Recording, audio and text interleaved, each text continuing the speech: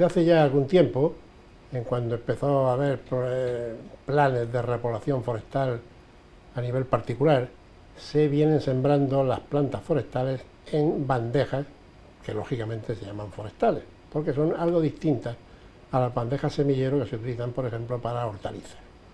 Característica de esas bandejas forestales es el volumen, de modo que la legislación, sin que esté especificado en ninguna norma muy concreta, obliga o recomienda a que cada especie requiere un volumen mínimo de contenedor, distinto en los pinos que en las cuercíneas, etcétera, etcétera. De modo que una primera característica es el volumen individual de cada recipiente. Y naturalmente los hay pues de 250 centímetros cúbicos, de 400, de 500.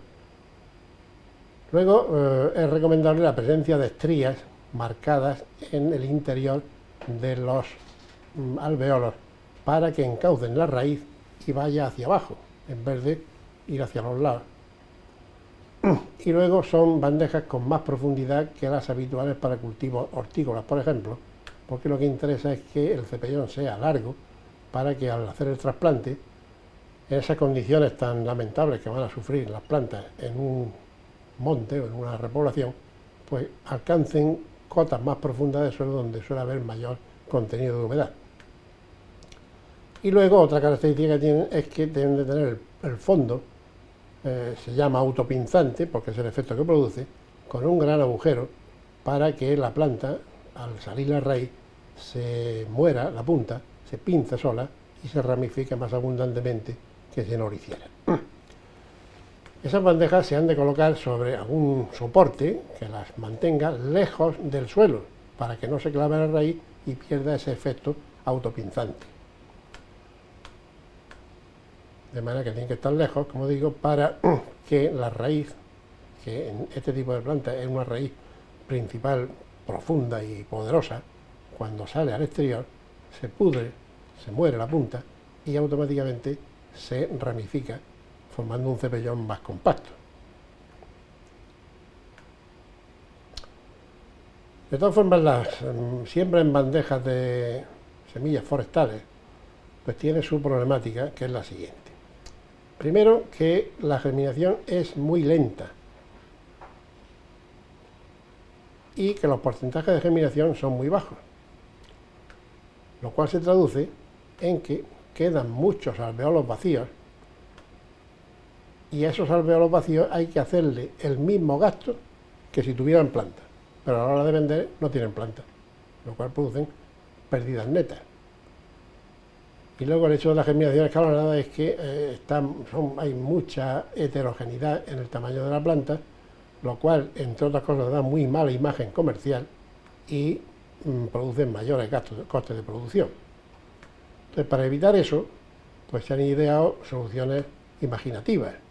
Por ejemplo, si yo tuviera un lote de semillas con una germinación extraordinaria para una planta forestal del 70%, y sembrara una semilla en cada alveolo, pues lógicamente, pues si las cuentas no fallan, tendría un 30% de pérdidas netas, lo cual es demasiado.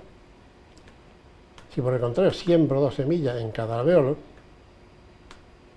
yo tendría pérdidas menores, entendiendo por pérdidas alveolos que no tienen ni una planta ni dos.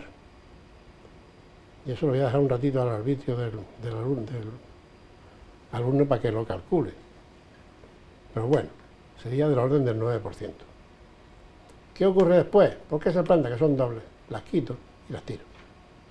Y eso es costoso, pero menos que ese 21% de diferencia.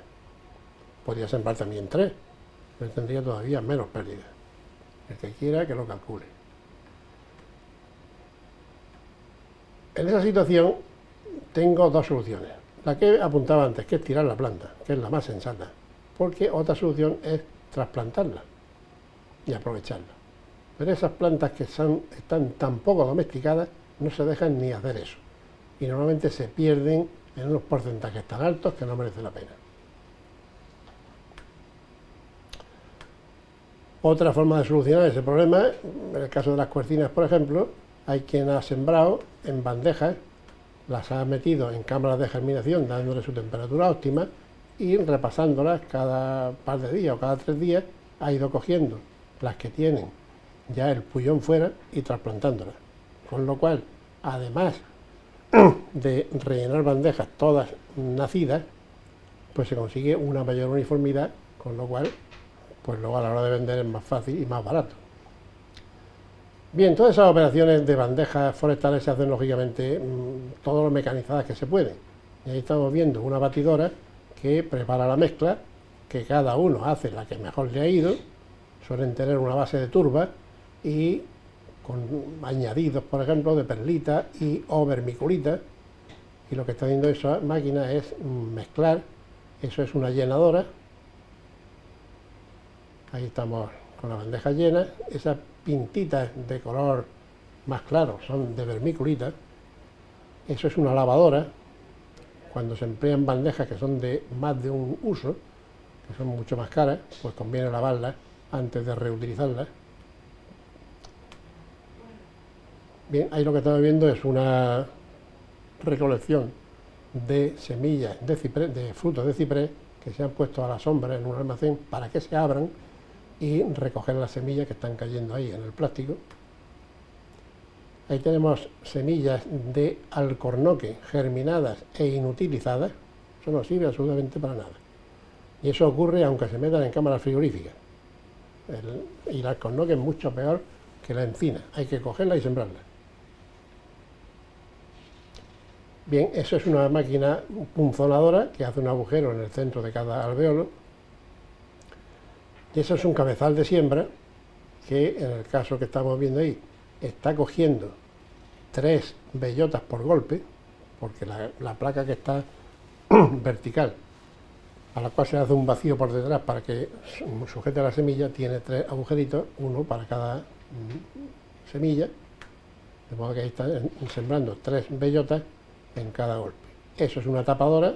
Normalmente los semilleros se tapan con vermiculita del número 2, y ahí lo estamos viendo como no tapa muy bien, que digamos, por la parte de los filos.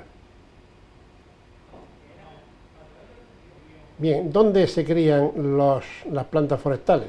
Pues se crían, como estamos viendo ahí, al aire libre. Se pueden criar en sombrajos, en umbráculos, se pueden criar en túneles temporales para adelantar un poco la germinación a finales de invierno, y se pueden criar bajo plástico.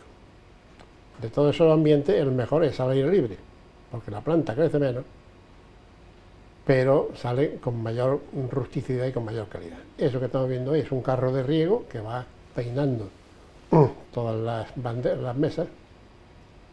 Esto tiene un peligro cierto de enraizamiento en el suelo, porque se le ha puesto un plástico, pero en cuanto pille un poco de tierrecilla se va a dar una planta mucho más grande, pero peor, porque el cepillón no está formado. Eso es una siembra de palmeras, y eso es un ejemplo desastroso de una siembra que no debe ser. Ahí están haciendo lo que no es recomendable, que es repicando plantas. Y ahí están haciendo lo que sí es más recomendable, que es entresacando y tirando a la basura las que están dobles. Ese otra vez el carro de riego. Y esas son las mesas que tienen una rejilla arriba para que la planta se pueda autopinzar. Eso ya es planta de un verde, que es como se considera que la planta forestal se debe de utilizar, de un verde, terminada ya. Y en cuanto a la calidad de la planta de semillero forestal, hay unos estándares que con buen criterio se establecieron, quizás no de forma obligatoria, pero sí recomendada. Primero, naturalmente, como siempre, es la autenticidad de la especie.